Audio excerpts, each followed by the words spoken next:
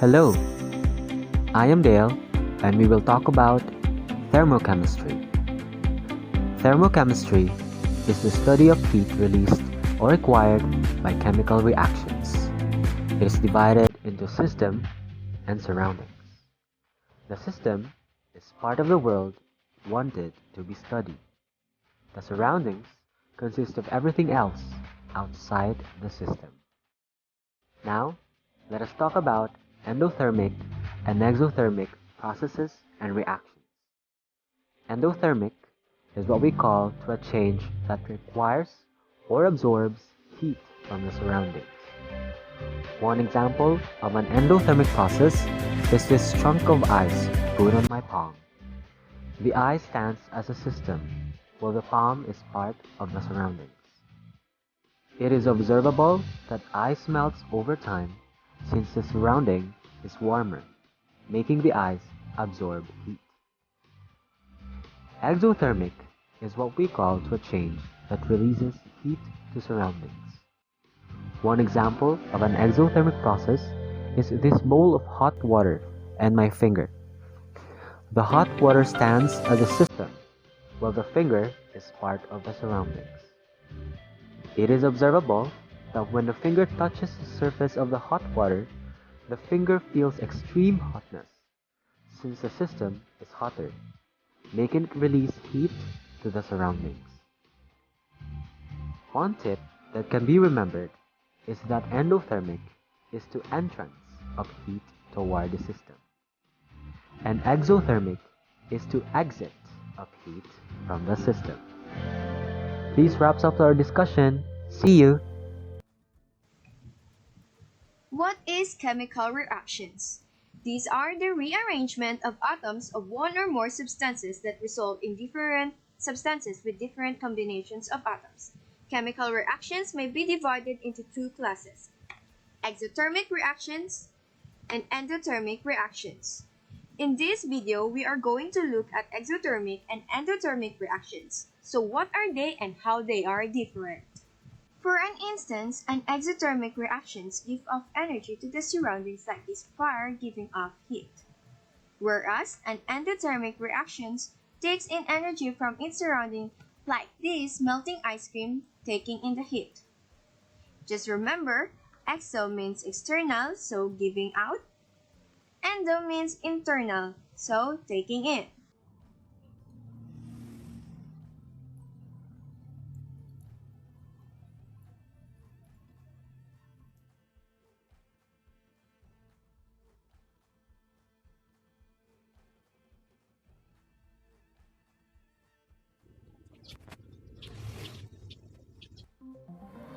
Good day everyone! I am Llewellyn Hope B. Lacerna, a grade 12 STEM student of St. Lorenzo School of Pulomolok Incorporated. Now, we will discuss about exothermic and endothermic reaction.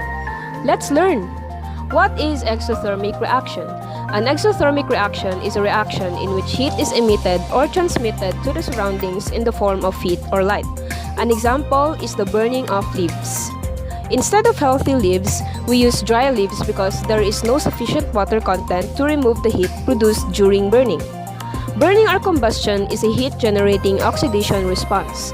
First of all chemical reactions break bonds and then make new ones from new materials. Making new bonds releases energy, while breaking bonds requires energy. If the energy releases the new bond is greater than the energy required to break the original bonds, it is said to be an exothermic reaction.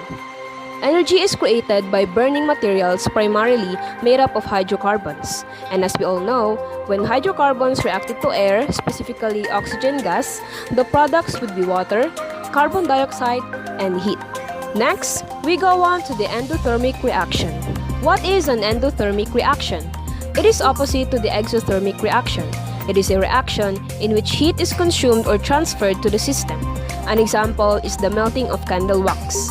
Melting is a process in which the solid becomes liquid. The candle wax molecules are in a rigid state. The wax absorbs the heat as a source of energy if we add heat. This energy breaks down the wax's rigid bonds, allowing the molecules to move faster and collide to form a liquid state. Now we know the differences and the concept of endothermic and exothermic reaction. Thank you for watching and continue to learn. So lively, so proud, inspiring. In short, SLSPI. Hi, I'm Rafael M. Hinito and I will be demonstrating to you the wax stamping process with the exothermic and endothermic reactions. To start the heat, let's light the candle first. Then subject the spoon to the candlelight and add the wax beads. Later on, it will be melted because of the heat transferred and absorbed by the spoon. And when the time it is ready and fully melted, pour the wax to the subject.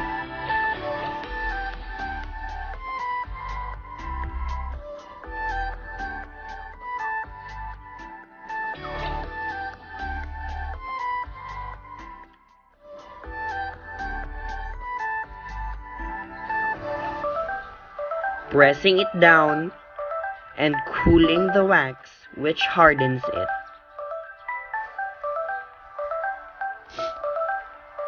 Leave it for a few seconds to cool down. And by the time it is ready, remove the stamp, leaving an elegant wax stamped subject. That's it for exothermic and endothermic reactions. This is Rafael M. Hinito featuring to you the wax stamping process. Thank you.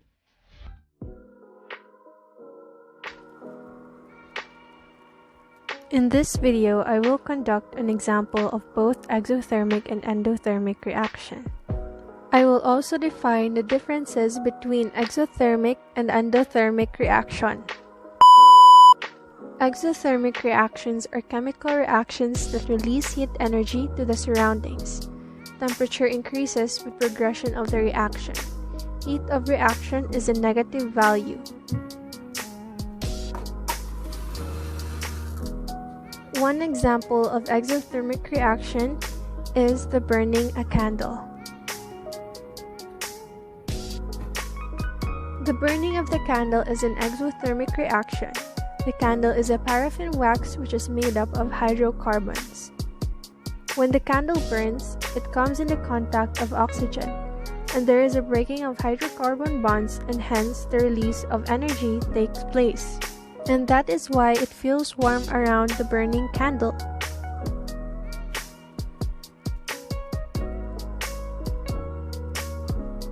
Endothermic reactions are chemical reactions that absorb heat energy from the surroundings. Temperature decreases with progression of the reaction, and the heat of reaction is a positive value. One example of an endothermic reaction is toasting a bread. In an oven, the temperature of the air rises to several hundred degrees that causes the bread to toast. Toasting a piece of bread requires the absorption of energy, so this is an endothermic reaction. Those are the examples of exothermic and endothermic reaction. So again, exothermic is when energy is released from the system, while endothermic is when energy should be given to the system. Thank you for watching.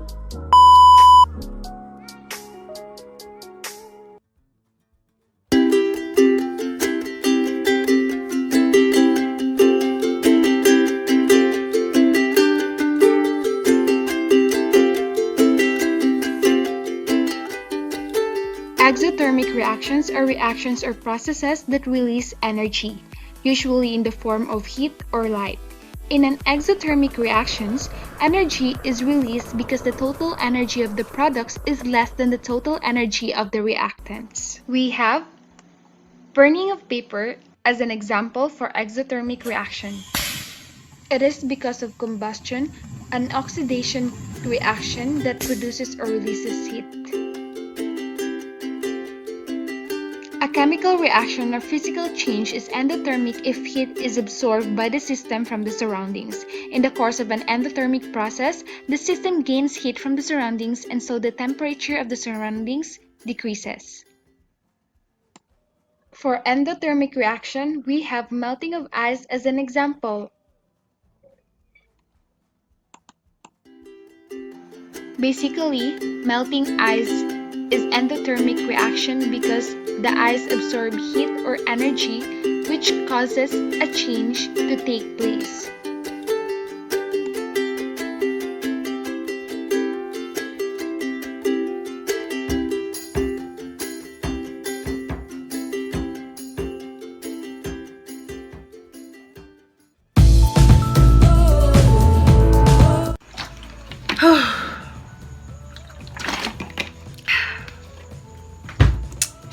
Exothermic reaction. Exothermic reaction is a reaction where heat from the system transferred to its surroundings, which is what's happening with me right now. Sweating. So FYI, our body temperature rises whenever we exercise. Heat from our body shifts.